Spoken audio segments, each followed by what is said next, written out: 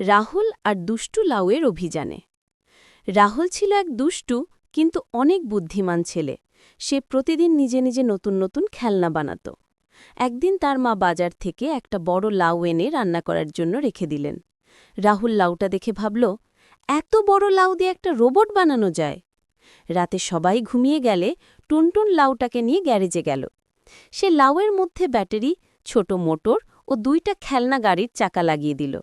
তারপর প্রেস করে বলল, চল লাউ রোবট, কাজ শুরু। হঠাৎ লাউটা টক টক টক শব্দ করে নড়তে শুরু করল। রাহুল অবাক হয়ে গেল। কিন্তু মজার বিষয় হল, লাউ রোবট একদম দুষ্টু। সে ঘর থেকে বের হয়ে দৌড়াতে শুরু করল। রোবট লাউ বাড়ির মধ্যে দৌড়াতে দৌড়াতে মায়ের শাড়ি ধরে টান দিল, বাবার চশমা পড়ে গেল, এমনকি বিছানার ওপর লাফিয়ে লাফিয়ে বালিশ নাচাতে লাগল। রাহুল পিছন থেকে চিৎকার করছে, এই থামো, আমার লাউ রোবট, কোথায় যাও?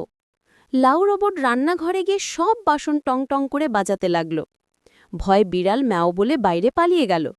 শেষে লাউ রোবট দৌড়ে উঠানে গিয়ে নারকেলের গাছে উঠে গেল। রাহুল অবাক হয়ে চেঁচিয়ে উঠল, ওই লাউ রোবট, তুমি গাছে ওঠো কিভাবে? গাছের ওপর থেকে লাউ রোবট ডুং করে নিচে পড়ে গেল এবং সাথে সাথে অফ হয়ে গেল। রাহুল তাকে তুলে বলল, তোমাকে আর কখনো ব্যাটারি দিব না। পরদিন সকালে মা লাউ খুঁজে খুঁজে রাহুলকে জিজ্ঞেস করলেন, লাউটা কোথায়?